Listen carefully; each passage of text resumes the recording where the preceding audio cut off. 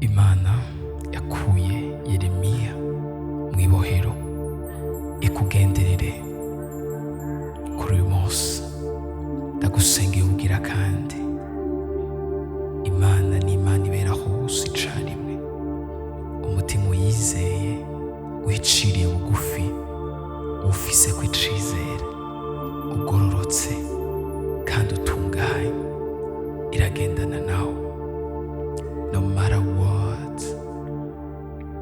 Ntaco bivuze canke bitwaye, ibihe vyoba biremereye umutima, ibihe vyoba bisugereje ubugingo, ibihe vyoba biremereye cane bikubujije umwidegemvyo, ukaraba imbere ukabura inzira, ukaraba inyuma ukabura inzira, ukaraba ku ruhande ukabona nta nzira ihari, hose ugasanga uragoswe.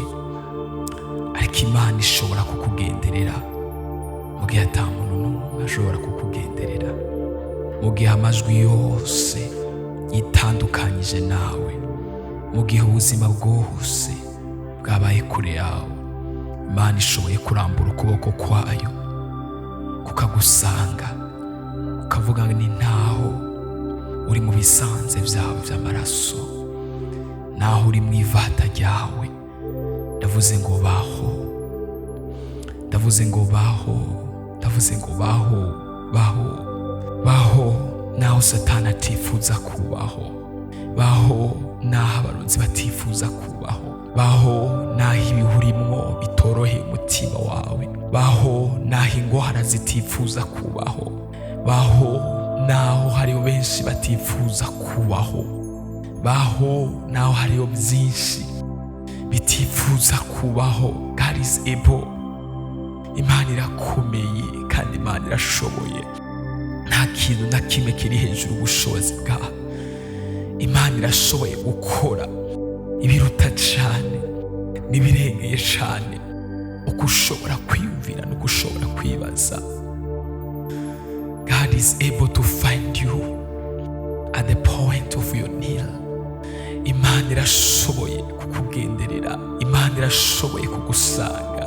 Urukundo bw'Imana, imbabazi zayo, urukundo rwayo rukugenderere.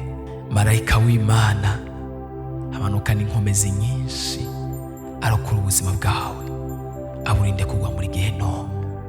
Hari inama nyinshi isi y'imwemu, abadayimoni, Satani, abantu babi bashobora gutegura ku buzima bwawe, nawe umutima ukagira ubwoba, ugahagarara ukibaza yuko Satani agiye kukuronka. You will not die before your time. Ntabwo uzopfa igihe cawe kitaragera. Iminsi yawe yo kubaho Umwami Yesu yanditse mu kiganza ciwe. Arazi iyicara ryawe, arazi iva hasi ryawe, arazi ubuzima bwawe. He knows everything. Arazi vyose. Nta muntu azoshira iherezo ry'akaburungu ku buzima bwawe. Imana niyo ifise ubuzima bwawe mu biganza vyayo. Imana niyo ifise ubuzima bwawe mu biganza, mu buzima bwayo. Irakuzi kandi iragusobanukiwe. Imana ntibesha. Ico yavuze ku buzima bwawe izogishitsa.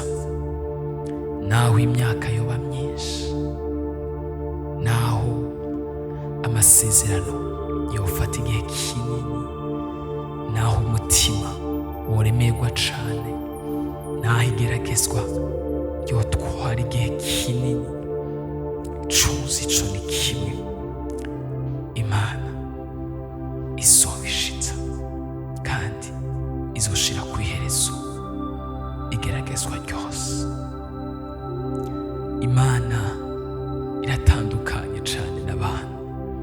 Abantu barashobora kuba ku ruhande rwawe uyu munsi, barashobora kugukunda cane uyu munsi, ashobora kukwitwararika cane uyu munsi, ariko igihe kigeze bakava mu buzima bwawe, ariko Imana yamire kumwe nawe no mu rupfu izobana nawe, no mu marira izobana nawe, no mu munezero izobana nawe, no mu marushwa izobana nawe, no mu bibazo izobana nawe, no mu bihe byo kwiherera no kwigunga izobana nawe, mu bihe by'amashimwe naho nyene izobana nawe, amarira menshi yuzuye ku maso izobana nawe, ntizogusiga wenyene, no mu mwijima mwinshi izokumurikira umuco, no mu gihe bikomeye kandi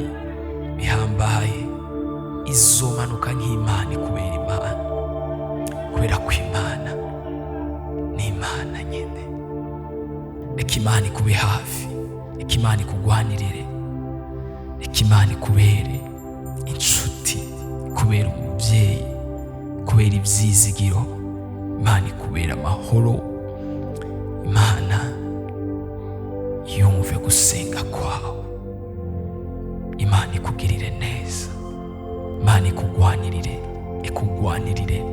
ifate inkinzo nini na ntoya, igwana urugamba ku buzima bwawe, ikwiteho kandi kwitwararike.